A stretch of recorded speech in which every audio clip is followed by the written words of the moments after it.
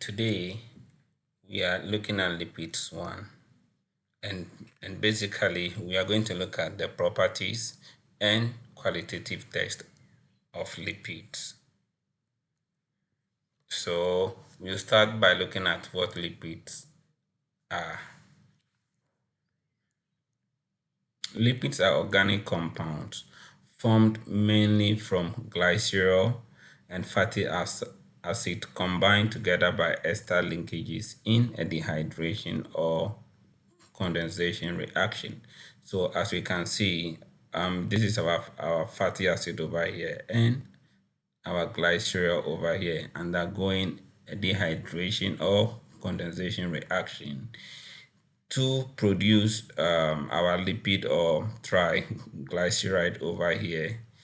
And this happens to be the ester linkages between the glycerol and the fatty acid. And also with the production of three molecules of water. So let's start by looking at some of the properties of lipid. We'll start from the physical properties. One, they may be either liquids or non-crystalline solids at room temperature. Two, they are colorless, odorless, and tasteless in their pure state. Three, they are lighter than water. Four, they are insoluble in water. Five, they are soluble in organic solvents like alcohol, chloroform, acetone, and benzene.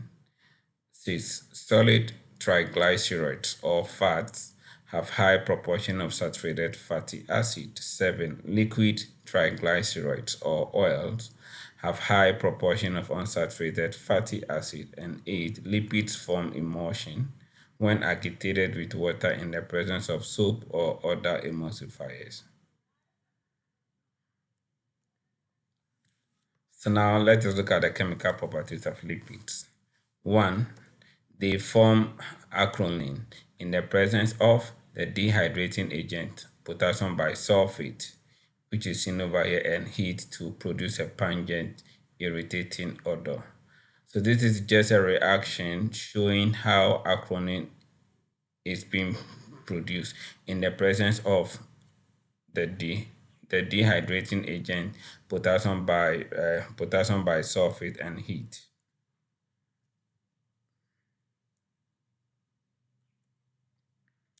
Two, lipids undergo hydrogenation, which involves the addition of hydrogen across the carbon to carbon double bond in an unsaturated fatty acid to decrease the level of unsaturation.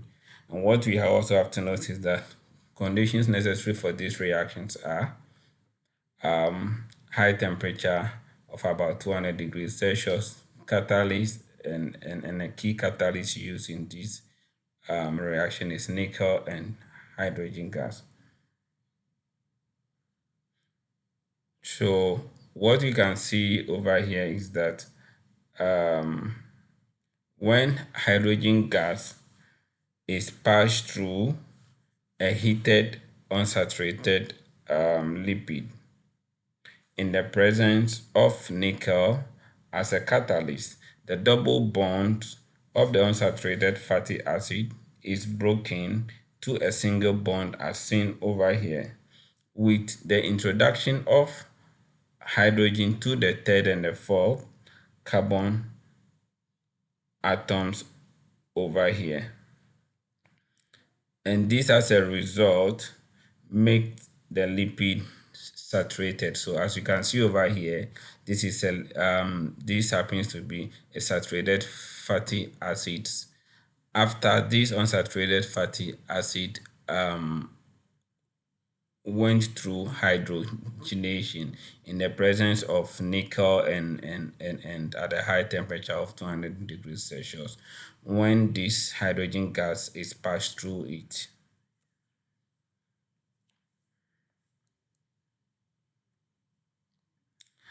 Three, they undergo saponification, which involves the alkaline hydrolysis of lipids to form glycerol and alkali salt. So as you can see over here, in the presence of sodium hydroxide over here, The lipids will undergo hydrolysis to produce glycerol and soap, as seen here.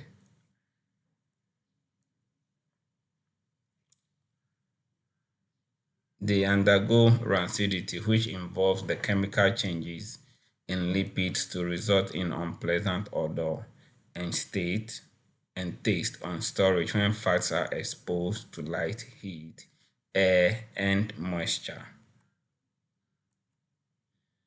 So now let us look at some qualitative tests for lipids. We'll start by looking at solubility test. And first of all, we will look at the principle behind the solubility test. So what we have to note is that due to the hydrophobic, which is the water-hating nature of lipids, they are insoluble in water but soluble in organic solvents like chloroform, hexane, acetone, petitar, benzene, and ethyl ether. And what you also have to note is that they are slightly soluble in cold ethanol and easily soluble in hot ethanol and ethyl ether. So as you can see over here, this is a test result showing a positive result for the solubility test, and this also shows a negative result for the solubility test in water. And this is basically in a nonpolar solvent like acetone, chloroform, petitar, or benzene. And this negative result normally occurs in a non-polar, so in a polar solvent like water. And what we also have to note is that since lipids are less dense than water, they normally settle at the top as seen over here. These are also some examples showing a negative and a positive result for the solubility test. So as you can see over here, it is immiscible in water. So this gives a negative result. And also its lipids settle down in cold ethanol but miscible on heating, and also they are miscible or soluble in chloroform as seen over here. The next is translucent spot test. Principle: fats and oils have a higher boiling point. So at room temperature, they cannot absorb enough heat to evaporate. So this is the first thing that we have to note. Therefore, when fats and oil is placed on a sheet of paper, it diffracts light. The diffracted light then passes from one side of the paper to another side to produce a translucent spot. So this is the principle behind the translucent spot test of lipids. So this is a positive result and this is a negative result. Emulsification test. First of all, what you have to note is that emulsion is a colloid mixture of two or more immiscible liquids. That's one being oil-based and the other being water-based. Also, emulsification is the phenomenon used to describe the breaking down of larger lipid molecules into smaller lipid droplets unit. And what we have to note is that to make an emulsion, you need an emulsifier and force such as whisking and beating to break the oil droplets apart so they mix with water. So let's see how to form emulsion. So first of all, what we have to note is that if you add a drop or two of oil to water as seen over here, you can see that it does not dissolve or mix with the water. If you shake the oil and water together, the oil breaks up into tiny droplets and become distributed in the water to form a colloid mixture as seen over here. However, the mixture is unstable, and if you leave it for a while, it will soon separate into the water and oil layer again as seen over here. So this is the separated oil from our water over here. And to prevent the mixture from separating, substances called emulsifiers can be added, and these help to form and stabilize the emulsion, preventing or slowing the water and lipid from separating. So let's see how emulsifiers work. Emulsifiers work by having a hydrophobic tail, which is water hating, and a hydrophilic head, which is water loving. So what happens is that the hydrophilic end of the emulsifier molecules is attached to the water and the hydrophobic end to the lipid. And by vigorously mixing the emulsifier with the water and lipid, a stable emulsion is made. So this is just the structure of our emulsifier over here. So this is the hydrophilic head and this is the hydrophobic tail. Saponification. The principle behind the saponification test. Lipids upon alkaline hydrolysis release glycerol and fatty acid. The fatty acid in the presence of aqueous sodium hydroxide or potassium hydroxide react with the sodium ions or the potassium ion to form soap molecules. And since the reaction leads to the formation of soap, it is called saponification. So this is a test result showing the saponification test. So as you can see over here, the formation of a yellowish froth on top of the reaction shows a positive result for our saponification test, whilst the unformation or no formation of froth in the reaction mixture shows a negative result for our saponification test. And as we can also see over here, in the presence of heat and water, our lipids will undergo hydrolysis to produce glycerol and fatty acid. The fatty acid then reacts with the sodium hydroxide or potassium hydroxide to form our soap molecules as seen over here. And what you also have to note is that the soap formed remains in suspension form in the mixture. The soap is then precipitated as a solid from the suspension by adding common salts like sodium chloride and or calcium chloride to the suspension. And this process is called sorting out of the soap. The soap molecule has two parts, a polar head, so this is the polar head, and a non-polar hydrocarbon tail as seen over here. The polar head is hydrophilic in nature, that is, it's water loving, and the non-polar tail is hydrophobic, that is, water hating in nature.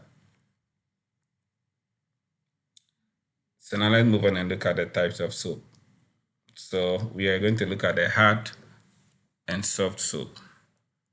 So what we have to notice that depending upon the nature of alkali used in the production of soap, they are classified into two types. The sodium salt of long-chain fatty acid is known as hard soap, and also the potassium salt of long-chain fatty acid is known as soft soap, as it produces more lather. So this is a hard soap and this is a soft soap. And this happens to be the sodium salt of a long chain fatty acid, and this also happens to be the potassium salt of long chain fatty acids. Therefore, what you have to notice is that potassium soaps are used to make liquid soaps and shaving creams. Also, soaps from highly saturated solids like solid fats such as tallow and lard are hard. Saponification of an unsaturated oil such as olive oil gives a soft soap. So these are some basic things that we have to note. And also in aqueous solution, soap ionizes to form alkali ions. So these are the alkali ions when soap is placed in an aqueous solution. So this is a hard soap and this is a soft soap, and this happens to be the alkaline ions as seen over here. So what you have to note is that since soap have free alkaline ions, they are alkaline in nature. Hence, when wet, feels slippery when touched. So this is the reason why soap normally feels slippery when touched, because of the presence of the alkali ions.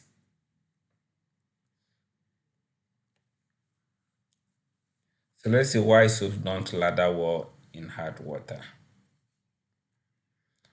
What you have to note is that hard water contains dissolved minerals of calcium ion, magnesium ion, and iron. So soaps do not lather well in hard water because these dissolved divalent cations minerals, which are these, form precipitate with the carboxylate anions of the soap. So this happens to be the carboxylate anions of soaps over here. And this results in the formation of a scum of either calcium stearate and other salts as a ring in the bathtub or as a clingy film on clothes, hair, and skin. So this is why soaps don't lather well in hard water, just because of the presence of the of these minerals, of these dissolved minerals in water. Acrolein test. The acrolein test is used to detect the presence of glycerol or fat. So, principle: when lipids are treated strongly in the presence of a dehydrating agent like potassium bisulfate, the glycerol portion of the molecule is dehydrated to form an unsaturated aldehyde acrolein that has a pungent irritating odor. So, as we can see over here, this is the reaction explaining the principle behind the acrolein test over here. So, this is our dehydrating agent, which happens to be our potassium bisulfate over here, and this is heat being applied to the reaction to produce acrolein, which happens to be an unsaturated aldehyde that has a pungent irritating odor. So the positive result gives a pungent smell as seen over here, and the negative result does not give a pungent smell as shown here. pH test for free fatty acid. So first of all, what we have to note is that in this test, we normally use the indicator phenolphthalein. And what we should also note is that phenolphthalein turns pink in an alkaline medium and it becomes colorless or is being displaced in an acidic medium. So let us look at the principle. When lipids containing free fatty acids are introduced into an alkaline medium with phenolphthalein as an indicator, the free fatty acid will displace the pink color of the alkaline medium. So as we can see over here, this is a positive result showing that the pink color in this negative result being displaced to this. So this is a positive result for our free fatty acid test, and this is a negative result for our free fatty acid test. The Hubbles test, or test for unsaturation. So what you have to note is that the test is used to detect the degree of unsaturation in lipids. So let's look at the principle. Unsaturated lipids upon reaction with Hubbles reagent will fade the violet color of iodine, whilst the saturated lipids will not. And also, the extent at which the color fades is proportional to the degree of unsaturation in the lipid. So as you can see over here, we are using arcane and arcane. Arcane happens to be a saturated lipids, whilst the alkenes happens to be an unsaturated lipid. So what will happens is that like the alkenes which are unsaturated will displace the violet color of the iodine, whilst the alkenes that are normally saturated will not displace the violet color of the iodine as seen over here.